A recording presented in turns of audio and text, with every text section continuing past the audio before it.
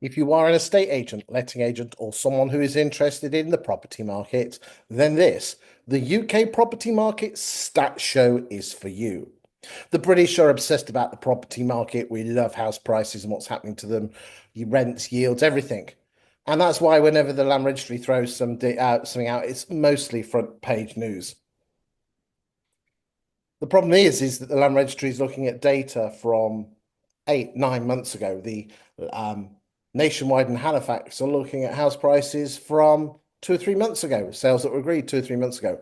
We're looking at last week, ladies and gentlemen, which means that if you want to know what's happening in the property market, then the UK property market stat show is for you.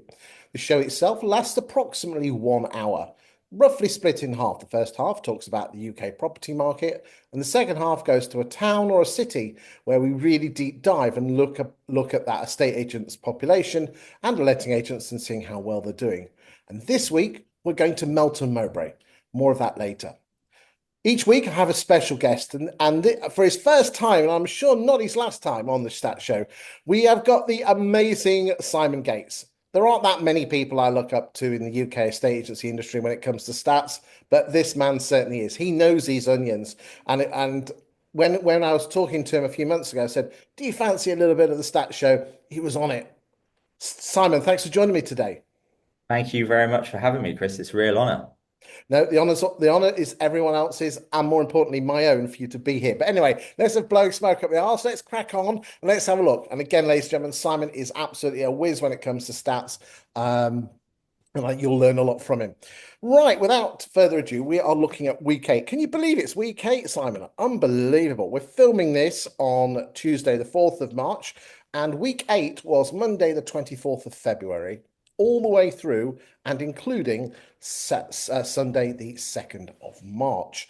We will be comparing week 8 with other week 8s going back to 2027, and we'll also be looking at the year-to-date figures. We'll be looking at listings, fall-throughs, sales agreed, net sales, and other great stats on the property market.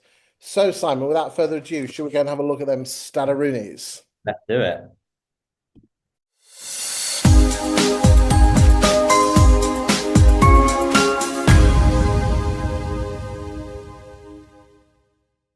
I think, Simon, you've not looked at these, have you? So you'll be coming in. You'll be coming in blind, right? Okay. So, Simon, for the benefit, because I know you're first on the show, what I do is I just spend a minute or so just whizzing through these, a minute, less than a minute, and then you can give us your wonderful insight. Year to date, we are put on 278,283 properties, which is 8% ahead of 2024 and 9.3% ahead of 2017, 18, and 19. Back to the stats. This particular graph here, we're looking, the white line is 2025, the red line is 2024. That shows us that we are well ahead, as you would expect on the year-to-date figures, on a week-by-week basis with regard to listings. The average price of a property that's been came on the market last week was 435,053. And again, there's the listings, 37,900 compared to all the other week 8s. Simon, what's your thoughts on listings, mate? So on that, I think it shows that there is confidence in the market by the number of new listings coming on this year compared to last year, and kind of the trend that we've seen in recent years. You would think as we are heading into March now, people would assume that wouldn't be the case with the stamp duty changes coming up. Clearly, people are still cracking on with it. And I think the thing as well, I might make a fool of myself, but the 2024 figures and 2020, I appreciate might not make much of a difference, but they were leap years. So it would have been an extra day in February in 2020 and 2024. I don't know how many more listings there would have been on the 29th of February last year, but it clearly shows there's a definite confidence, and hence why we're at what, a 10-year high for stock levels. So yeah, really good. I think the other thing I'll just add on that, it's a really good supply of property, but it's not an oversupply that would cause significant house price drops because the demand is still there to meet the supply. You're absolutely right there, Simon. We'll just brought this graph up here. This has been updated with the 28th of Feb figures. So again, we always, at the end of the month at midnight, how many properties were on the market? And there were 675,186. And again, all the yellows there are exactly what it was at the end of Feb on the first midnight going into the 1st of March. To give you an idea of, but some people are going to say, well, oh my word, there's a lot more properties for sale. Let's just remember, ladies and gentlemen, the bad year of 2008, which is the global financial crash, that number was between 1.3 and 1.4 million. So, yes, the number of properties on the market is higher, but the number of sales is higher. And interestingly, and again, we'll get to this in a bit more detail in a bit, the percentage of properties actually selling, even though is almost identical to what it was a couple of years ago, even though listings are up, you can see here, sales are up correspondingly, and the percentage of homes that are selling is almost identical to what it was 2 years ago and 1 year ago in terms of percentages. Okay, so just bear that in mind later when we start talking about saleability rates. Right, let's move on to price reductions. So again, the new stats are in, and with regard to the percentage of sales stock on the market versus the number of properties reduced, we reduced 12% of our properties that came onto the market, that were on the market in Feb. I'll just go through the numbers and I'll come to you whether if you think that's enough, Simon. So 22,611 properties reduced in the week. That comes in at around, as I said, it came in about mid-late 80s. We'll compare that with the end of month figures. The average price being reduced, 401. Let's just remind ourselves the average price came on the market was 435. So the lower price properties are having a higher propensity to reduce the prices. And then we'll come back to this stat, which again, showing that 12% of properties on the market got reduced in February. Simon, is 1 in 8 properties enough when only 53% of homes are exchanging contracts?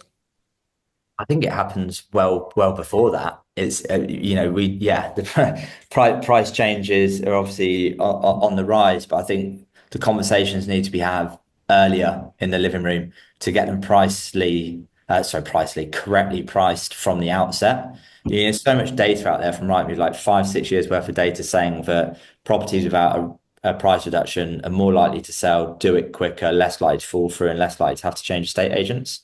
So getting it right from the outset, explaining the comps, the pounds per square foot, etc. But if you are to alter the price, again, the data from Rightmove, do it sooner rather than later. Agents are waiting too long, and do a meaningful chunk as well. Rightmove has said the sweet spot's like 5 to 7%. So yeah, I think get it right in the first place. Appreciate we're in our ivory tower, not being agents now. It's easier said than done. But yeah, I think the conversations need to be had sooner rather than later, and much chunkier price reductions. So I think it's like 30% of price reductions are actually multiple price reductions as well. So rather than being death by 1,000 cuts, like if you don't feel physically sick when you're asking for that price change, you're not asking for enough off. Okay, you're right. We can sit in our ivory towers, but there's agents out there that says, I've got to overvalue to put the house on the market. What advice would you give to estate agents on how to get the property on the market when others are quite clearly overvaluing? What techniques would you advise agents do?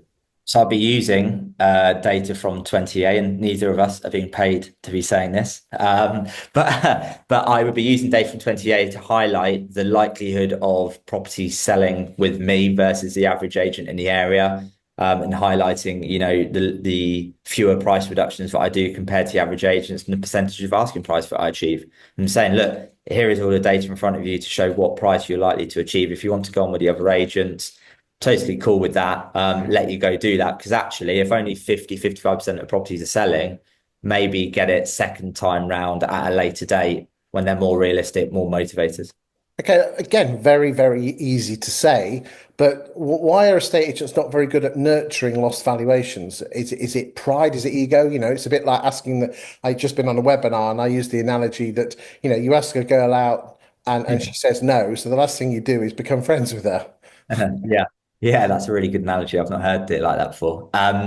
I was really good at nurturing lost MAs, probably because I wasn't very good at converting MAs in the first place.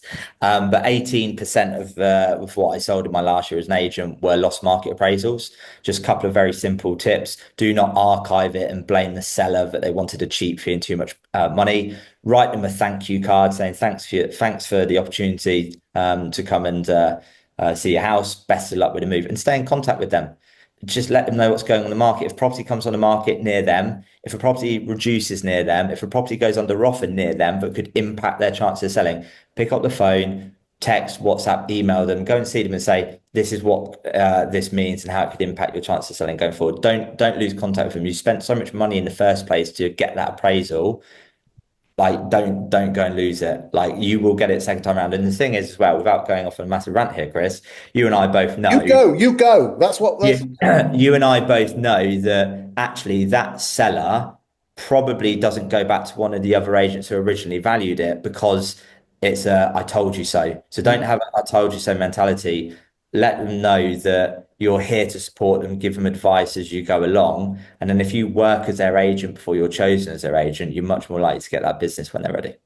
Tell you what, ladies and gentlemen, we should have got him on bloody months ago. He's dropping gold here, absolute gold. Absolutely, you're right. I think sometimes we've got to put our ego and pride on the shelf. Yeah. And as I said, you've got to work more like their agent than their agent themselves. You've got to make them feel comfortable to come back to you. Again, like the girl, and again, as teenagers that said no, if you remain friendly, she'll come back. But if you go, you never speak to me, that they're not going to come back to you. They never will. There you go. Absolutely bang on there, mate. Spot on. There you go. Right, let's move on. Let's move on. Let's move on to sales. So this week we have sold, let's just pull out the numbers, 27,562 properties at an average price of 354,000, which means year to date, 205,742 properties, which is 18% ahead of 2024 and 26% ahead. Again, this is gross sales of 17, 18, and 19. Now, there is a little bit of an element in here that week one started a few days later, but we're into week 8 now. So we've got 2 months versus a couple of days extra. So that excuse is not ringing true at the moment. And let's just have a look at this. There you go. The white line is 2025. And look how far ahead we are of 24, 23, 17, 18, and 19. Yes, that higher stock levels means higher number of properties selling. This isn't bad, mate, is it?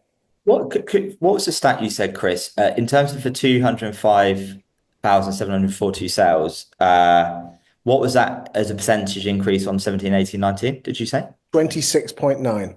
So my thing there is, so that being 27% up, you think of what the average interest rate was in those 3 years compared to where interest rates are now, shows that there is sentiment out there. People are wanting to move, even if conditions are not perfect, they're getting on with it. Yeah, and I think again, it's just on a webinar, and I think agents are very guilty of judging the market on the way their own agency is working. Yeah. A number of times I've had an agent contact me saying, "Oh, the market in XYZ town's tough." So I go and have a look at the stats, and they just happen to be having a rough month on listings or sales. Then the other time they say we're flying, and they're having a good month on sales or lettings, but the market itself is almost identical. And we're very guilty of judging the market with our own. And let's be honest, if you're in a small market town, that's the only reason you can judge on what is happening in your little patch. And so you should be. But at the same time, your property experts, you need to be aware of what's happening nationally and regionally. And that's where these stats come in. And what I would say, ladies and gentlemen, is this.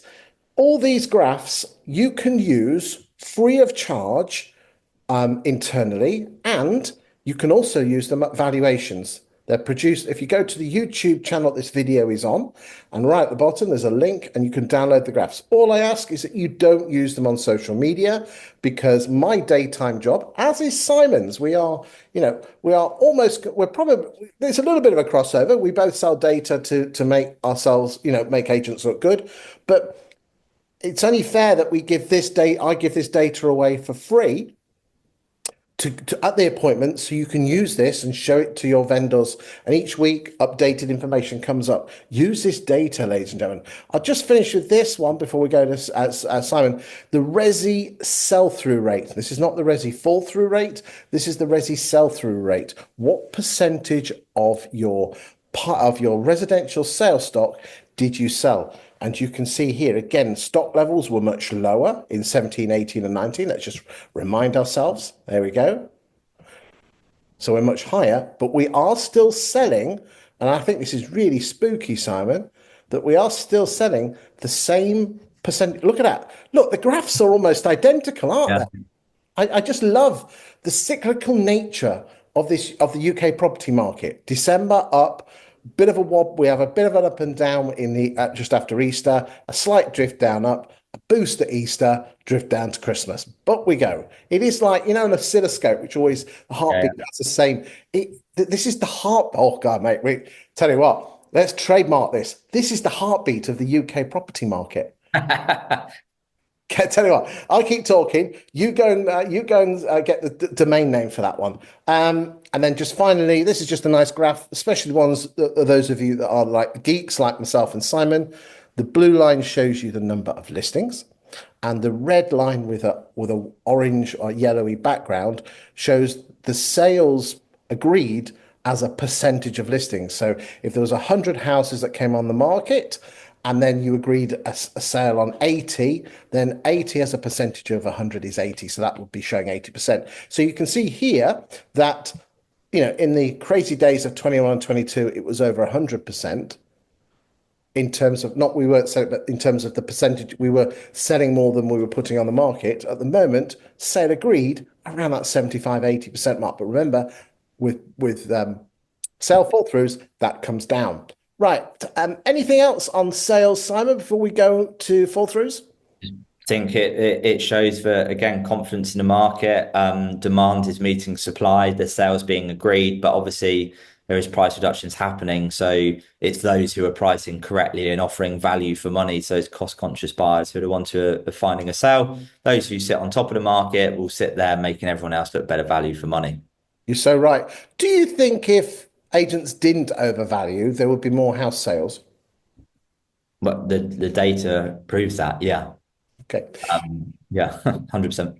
Okay, just so we can compare, this particular graph here and this one here shows the average asking price of a property that's come on the market this week, which in our instance, if you recall, was 435, and the average asking price of a property that went sale agreed was 354. That is not to say that every property is having a drop of nearly £80,000. That is not what we're saying.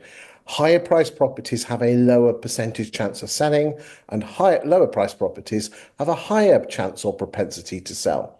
And that is ably put in that graph there. Again, just look at how the cyclical that graph is. She goes up in the spring, and then she goes down, and he goes up in the spring and then goes down. And this, look at that. It's almost identical. All right, that, Simon, I know you've watched the show before. That is London. What happens in London? And we're talking about the SW and the W postcodes, so where all the posh people live.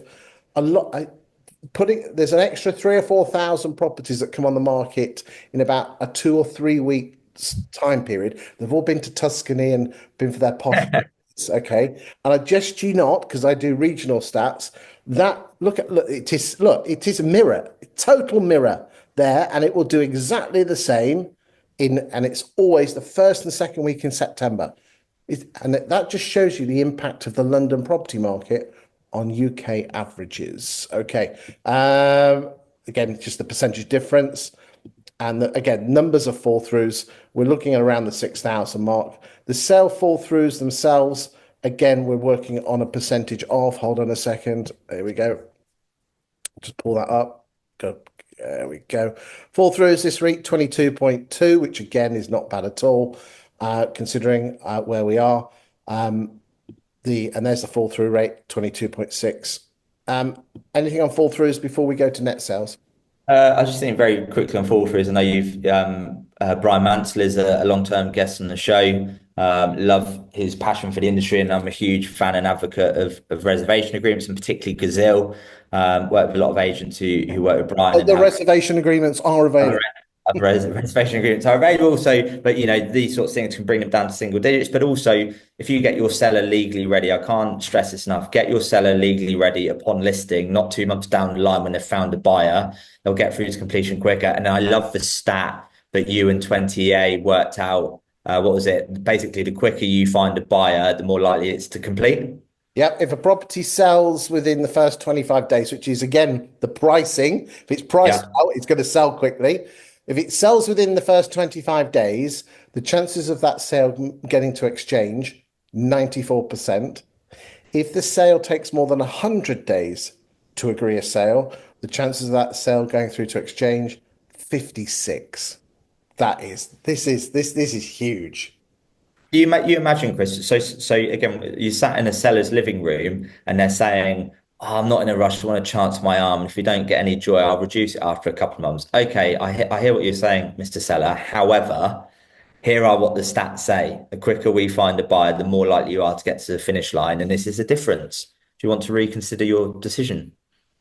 Yeah, I mean, I'd like to go some of the forums and they post, why is my house not selling? And then you actually read notes. Well, we just wanted to test our arm. Yeah, yeah. Guys, you're not a charity case. Again, putting on an overpriced property is just slow motion price, is a slow motion withdrawal. It might Mhm. tickle your ego. It might, it might make you feel good, but it's costing you time, money, and effort. Do you next really want to be dealing with a property that's 20% overvalued? What is particularly interesting at the moment is this. I've got 2020 EA looking in. We've got some data which I'm going to show you later, ladies and gentlemen, if you watch the Melton Mowbray section about whether agents overvalue or not. But what is interesting, Simon, is this: the overvaluing. Don't worry, no one's watching the show, so no one will listen to this. But the overvaluing section that they show you, the screen we're talking about, only shows the overvaluing on the properties they exchange on.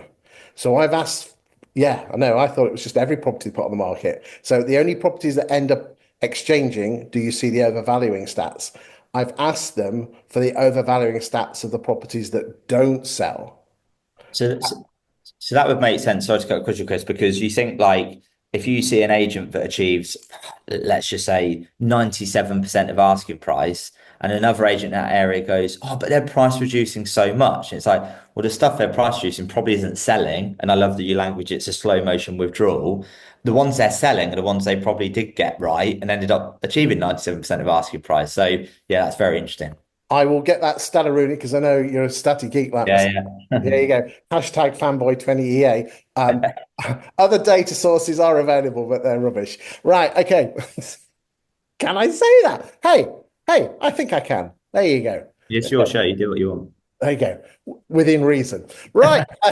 Net sales. So net sales is gross sales less fall throughs that week. Okay. So this is the stuff that you're going to exchange on. Now, this does include the crazy years of 20, which is the yellow line, 21, which is the green line, and 22, which is the turquoise line.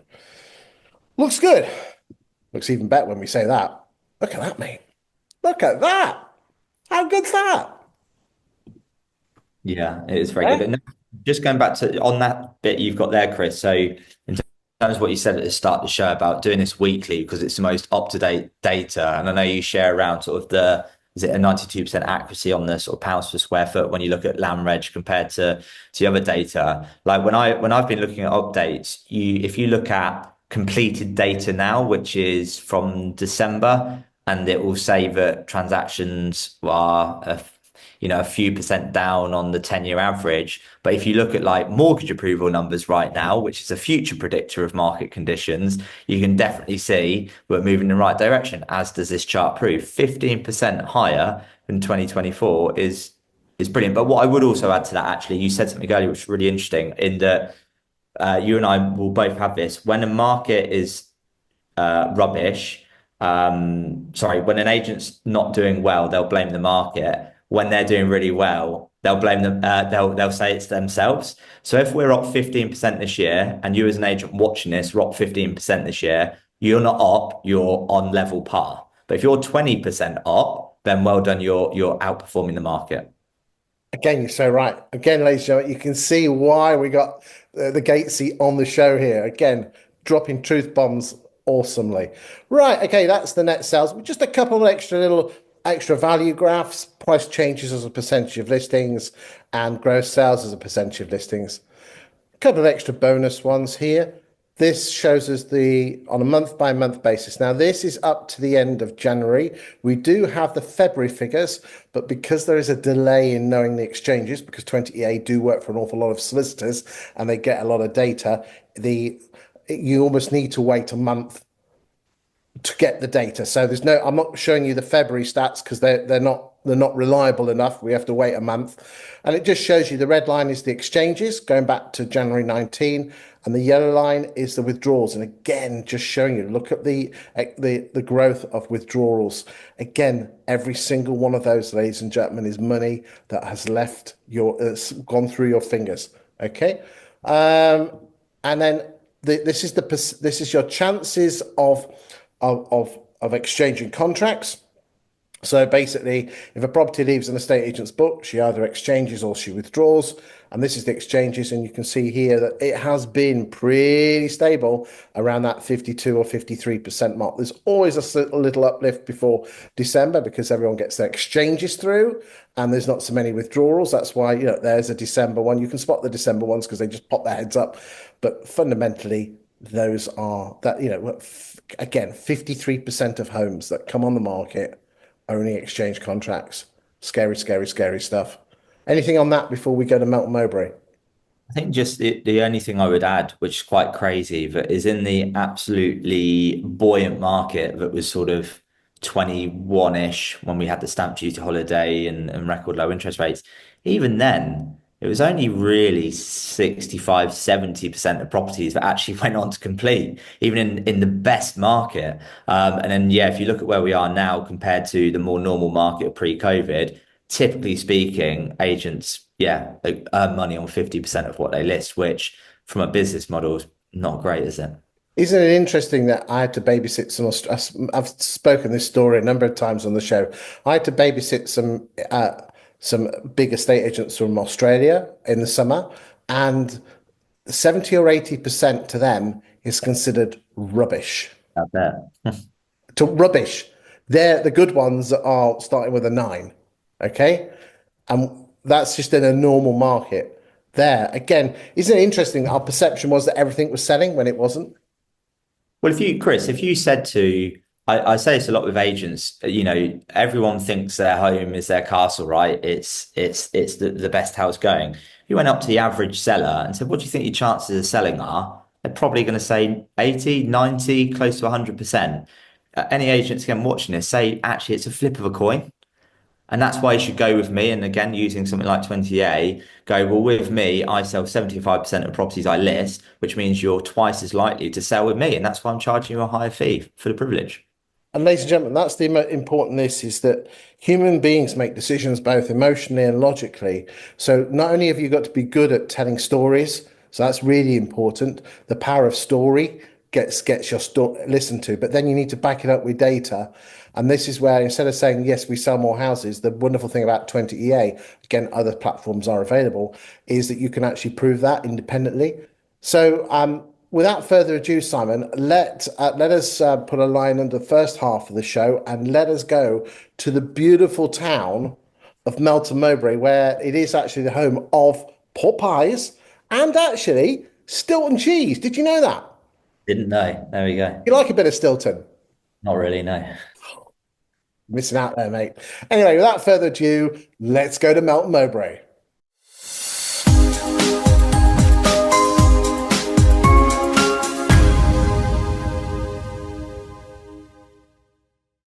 Okay, ladies and gentlemen, we are using a bit of kit called Insight. Insight is a platform from a firm called 20EA. 20EA have a number of different platforms for various different services. Their Insight platform is the one that's basically property data. There's not many people in this world that geek off as much on 20EA Insight than the person joining me today is Simon Gates. And we actually do pick up the phone to each other and geek off like geeky data people every once in a while, just sharing our thoughts and knowledge. The platform itself is a platform that any agent can use. There is a free version, which gives you limited amount of data. There is a paid for version where you can have up to 10 postcodes for I'm not going to mention the fee because neither myself nor Simon are on commission, although I think we bloody well should be, mate. But we are not on commission, and for not a lot of money, you can get this data going back to what I'm going to show you now. There are also a regional version and a national version. But as I said, do contact 20EA if you like the sound of it, but please do not mention my name or Simon's name because we are not on commission. We are massive fans of it because, quite frankly, this is Rightmove Plus on steroids with two Saturn V rockets strapped to it with lasers and glitter balls coming out its nose. Isn't that right, Simon? 100%. We are absolute total fanboys, and I don't believe there's anything on the market that matches it, is there? No, I'm huge fan of it, and their office is based in Milton Keynes, which makes it even better because it's on my doorstep. So there we go. There you go. Right, without further ado, we're going to the town of Melton Mowbray in Leicestershire, a beautiful market town, and the postcodes that we are going to be looking at is LE13 and LE14. LE13 is the town, and then LE14 is the donut that goes around it. It is in rural Leicestershire. Melton Mowbray is a town of approximately 35,000 people, and the environment around it has a collection of around 80 or 90,000 people. It's a great market town. It serves wonderful pork pies and Stilton and other such awesome food. As you can see, I certainly did eat a few pies when I was working in Melton Mowbray for the Halifax for a number of years. Happy, happy days they were. It's a shame I haven't lost the weight since. So without further ado, let's go and have a look at those stats. So the first thing I'm going to do is this. We're going to look at this, and then I'll just spend 30 seconds just explaining what's happening here, and then myself and Simon will go through this. The data itself has been collected from scraping of websites. It's come from all the portals, but also because 20CI, which are the mother firm of 20EA, have lots of other data from solicitors and other practices. That's why their data is so good. And just about every single medium to large firm that like data, employ their services for this data. So without further ado, let's go and have a look. So we're looking at between the 1st and the 1st of 2020 and the 28th of February 2025. So that's 5 years plus this year, okay? In that time, 5,817 properties have come on the market for an average price of 357,000. Let's remember that number, ladies and gentlemen, because we're going to have a look at which marketplace do they fish in, the posh end, the middle end, or the bottom end. And the first thing we're going to do is, because estate agents love their market share, don't they, Simon? That's why they love to put it into pie charts. Let's My chart. tell you what, love a pie chart. Right, okay, here we go. So without further ado, let's go and have a look and let's see. So Mike Ford is number one. So they're actually asking prices £271,000. So if we were using an analogy of supermarkets, I would say it looks like that their marketplace is more Morrison's, Tesco's, that sort of price range. And that's an impressive market share, isn't it, mate? Yeah, very impressive. I mean, you look at this, the gap between them and number two in terms of market share, seriously impressive. So this is for residential sales. Isn't it interesting? But just have a quick look at this. There's some big chunky numbers here. So it looks like there's two that Mike Ford appears to be the daddy-o agent. Middleton seem to give them a damn good run for their money. And then you've got Benton's and Newton Fallowell with the others following up behind. So let's just move on and just see what Middleton's are doing. Middleton's appeared to be more middle of the road. Sorry, that's a pun. That was not intended. Looks like they had a decent 2020, but it looks like there, Simon, their market share is slightly drifting downwards, doesn't it? If you put a trend line through that. Yeah. Again, ladies and gentlemen, we're not criticizing at all. We're just looking at the good, hard facts data. So again, there you go. So Benton's now Benton's, good established estate agent in Benton's. When I used to work there myself in Melton Mowbray, they tend to specialise more in the countryside than the town, and also a little bit further out into what's Charnwood, which is basically the posh bits between Melton Mowbray and Loughborough. So it looks like they had a decent 21 and 23, but then in 23 it started to drift downwards into 24, but looks like they pulled their socks up in 2024. And again, we will look at the upper quartile, ladies and gentlemen, just to give you it's only fair that we look at that. As you can see, their average asking price there is 389, which is obviously a little bit more. So they're more Marks and Spencers in their approach. Let's go and look at Newton Fallowell.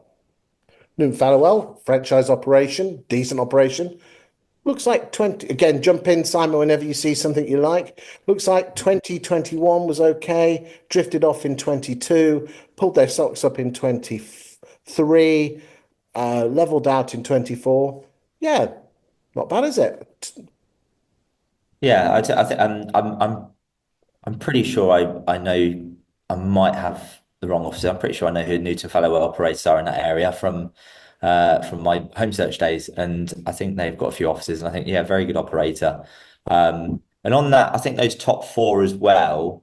I might be mistaken what I'm about to say, but I think taking Simon Ledbetter's Voice of the Agent survey and something Ian McKenzie has said in the past, if you think like the average agent is competing with about a dozen other agents in their town, Yep. so give or take, anything sort of above what 8 to 10% of market share, you're definitely in the right ballpark. But below that, there's perhaps room to take some of that share of the market away from the others, if that makes sense. I mean, look, if you look, the big four agents, 18, add 13, so that's 18, 28, 32, 42, 50, over 50% Yeah, of the market are with the top four estate agents. I mean, that is quite unheard of. Melton Mowbray is not a small little 10,000 population town, and it has a huge countryside. That is quite rare. That means that the agents underneath them are going to find it really tough to break in. Let's go and look. Let's see what PF Commercial are doing. Connells. Guys, you seem to be slipping there, guys. Schuler and Sons, local agent. Okay. I know one of the directors there used to be in Round Table. I don't think he has actually on the Resi Sales. He's on more of one of the aspect side. So Ben, if you're watching, hiya, long time no speak. Hancock's, you're growing. Well done. Moore's Property Hub. So Moore's are more of a agency from more the Stamford way, and so therefore be in the LE. I'm suspecting more of the LE14. Look at the average price, 525. I'm suspecting they're in the LE14 area. So again, just generally treading water there. Again, remember that Moors do have a big footprint. So we're just looking at Melton here. Let's go and look at Osprey. Well done, Osprey. You're growing. You move. Dropping. Belvoir. A bit spiky. Purple Bricks. Alexander's. This is going to get a bit spiky now. Country and Equestrian, which is a separate brand, so you do need to add them two together. Fine and Country. James Selix, which again is, I believe, more of a Loughborough agent. Richard Watkinson's. Okay, we'll go down to number 20. Let's go and have a look at EXP. There you go. Good stuff. Anything? Let's just have a look at the upper quartile. I think it's only important we just have a quick look. So we might have to do the upper quintile because we're including the town. So I'll do up to 750. Let's see what the numbers come out at that. That's really good to see. Look, Mike Ford is still number one. Oh, no, sorry. No, No, updated. no. There you go. I was about to say that's really rare. Yeah, it is rare because it's not. So it looks like PF commercial seem to P&F seem to be doing really well. Although I don't know if some of that is commercial or not. We'd have to just have a look at that. Let's just see if there's any agents who are just been pulling trees up in the last year, because that is not particularly fair for those that have just started. Let's have a quick look. So there you go. I can't see anyone there that is pulling any particularly huge trees up or coming in. Is there any XP? Let's see what the XP agent's doing. Okay, not bad, not bad. Let's look at Belvoir. Good stuff. I think James runs that. Well, hi, James. You're well. Anything on that before we move to the next one, mate? I think unsurprisingly, you say about EXP there, I noticed on when you did the 5 or 6 years, Horton's crept into the sort of around the top 20 as had EXP. So yeah, as 20A have reported, I think it was like, what is it, like a 500-600% increase in self-employed in the past few years. So I think wherever you go, you're going to continue to see that trend increasing. Bang on. I mean, Hortons are an agency based in the Leicester Yeah. area. That's their mothership. So I'd certainly hope. And what Adam Horton is doing with his self-employed models, he does tend to keep himself under the radar. But I've looked at his numbers generally, and as a group, and they does very well. The EXP boys and girls, again, very. What is particularly interesting is that there seems to be some big players in EXP that are pulling up the big numbers, and everyone else is trying to catch them up. So, but you know, if you're an estate agency boss and you laugh that someone's only putting two houses in the market and selling, remember they haven't got rent rates and national insurance and staff to pay for. But so actually they're probably making a lot more money putting three houses on the market and selling two of them. Do you know, it was really interesting, actually, quite timely on what you just said there. I went to an event in London last night, and the person I was watching literally said, like, to get the best out of the people in your team and to stop them from leaving, don't just pay them as employees, give them equity.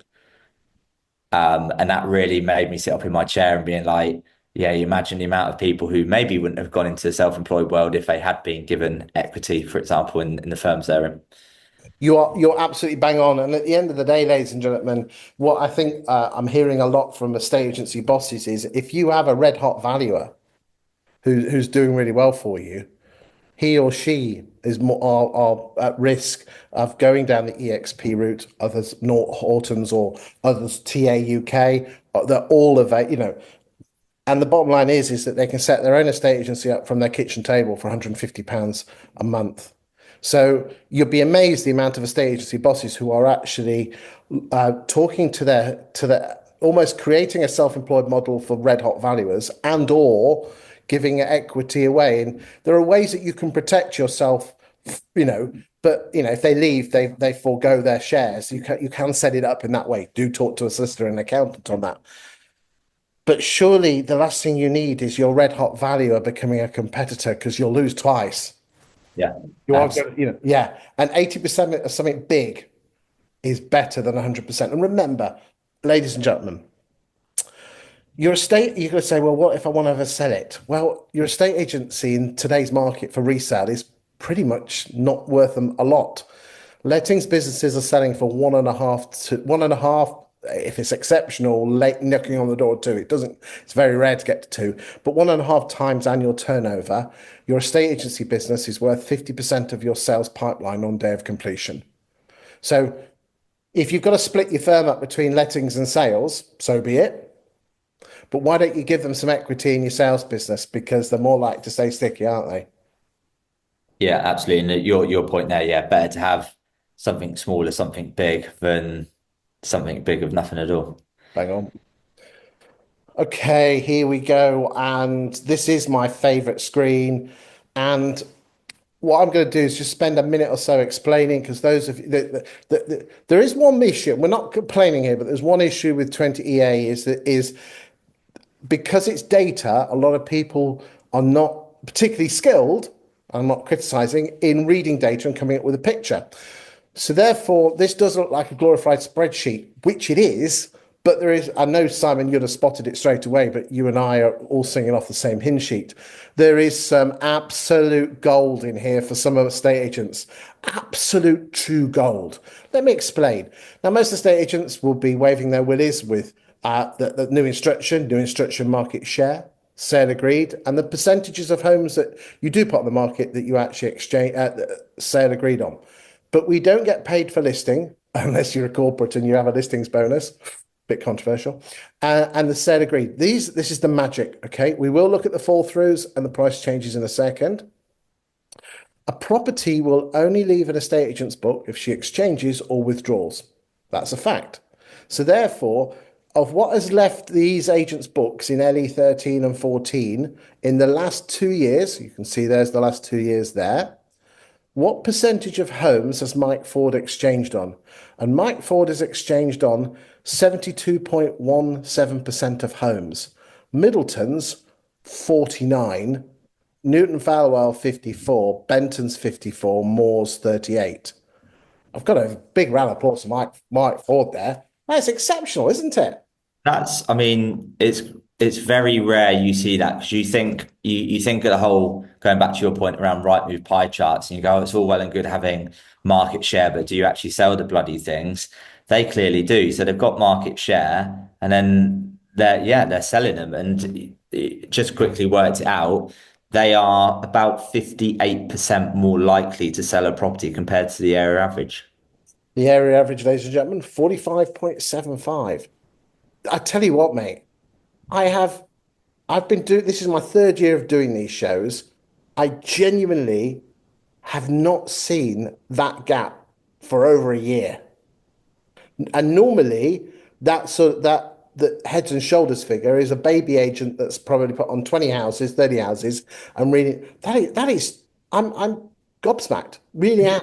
And just on that, if I was an agent in the Melton Mowbray area now, and I'm looking at the top agent selling 70 odd percent, and the average is 45, 46%, don't go spending loads of money on direct mail or digital ads and social media stuff. Look within the business and go, how can I go from selling 45.5% to selling 55.5%, 60%? Because it shouldn't really cost you more money. And it should just be cold hard profit because it's just if you increase the likelihood of the ones you're listing into selling, it's just pound notes.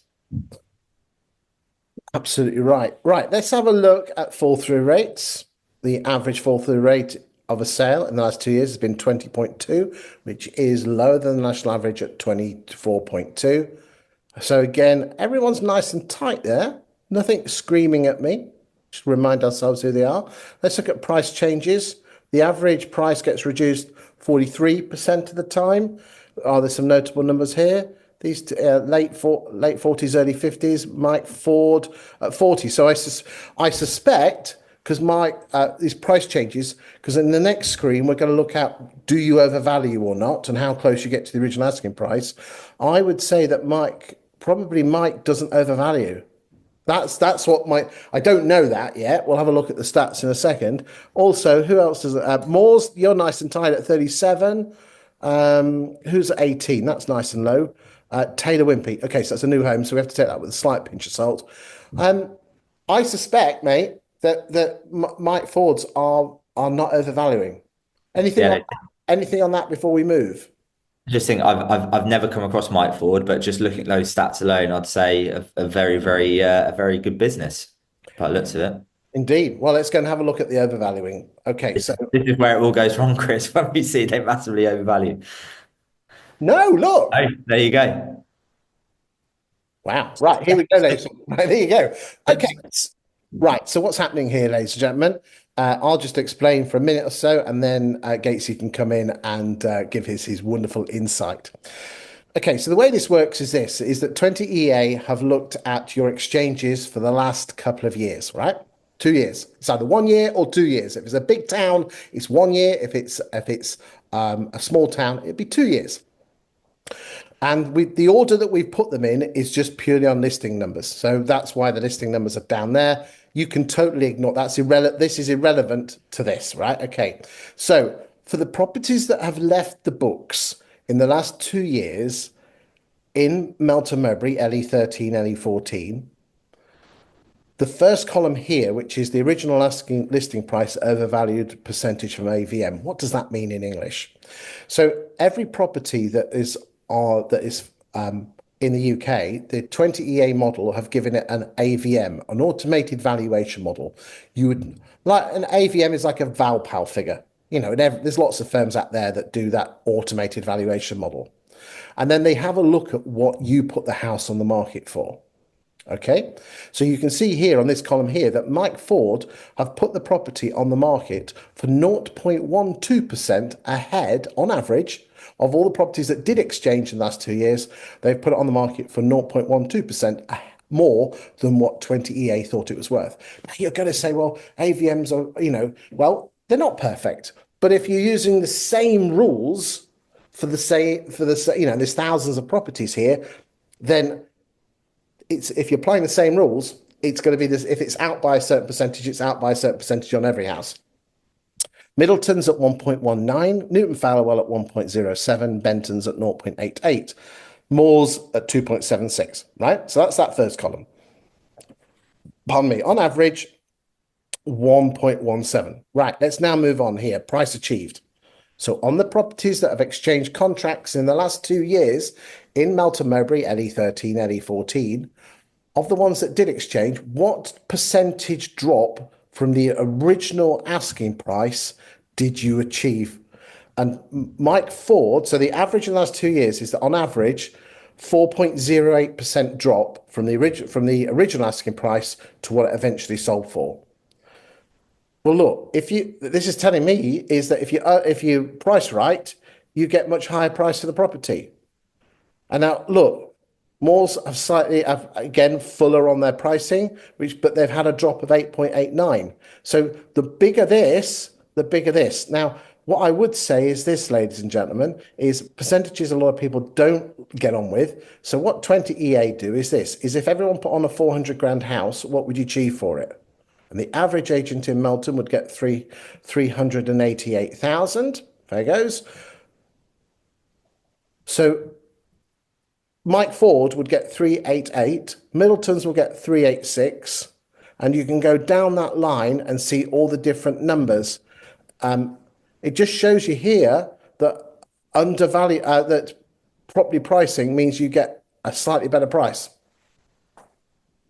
I think if you look at all the figures on the last couple of pages we looked at, it all boils down to, I mean, there's more to it, but let's just talk about pricing correctly from the outset and using Mike Ford as an example. Based on the data we've seen today, Mike Ford priced correctly out from the outset, which means they're more likely to sell a property, less likely to have it fall through, less likely to price reduce, and actually get you a bit more money in your back pocket. Perfect. And I think with that, it's just what's come to mind is any agents watching this who don't use the mobile phone app that Luke St. Clair from Knightsbridge created. So Knightsbridge Colleague or KB-Properties, go and download that now because you can whack your logo and your branding color. If you know the stats for your market compared to the average agent, you can highlight that you're getting more money in the back pocket and it's free. There you go, ladies and gentlemen. You heard it here first. And that is a free to download app. It's fantastic. I've got it myself. Let's move on and look at in terms of which agents are selling the quickest. The blue line is how long you took to get it from new instruction to sale agreed. And the orange line, sorry, not orange line, I've got colorblind. The pink line is how long it took through to sale agreed, from sale agreed to completion. So on average, 92 days to find a buyer in 2024 compared to 75 days in 2023. And if we actually look, Belvoir take on average 53 days. So if you want a quick sell, Belvoir's your boys and girls. Mike Ford, again, getting pricing right, getting the sales through in 60 days.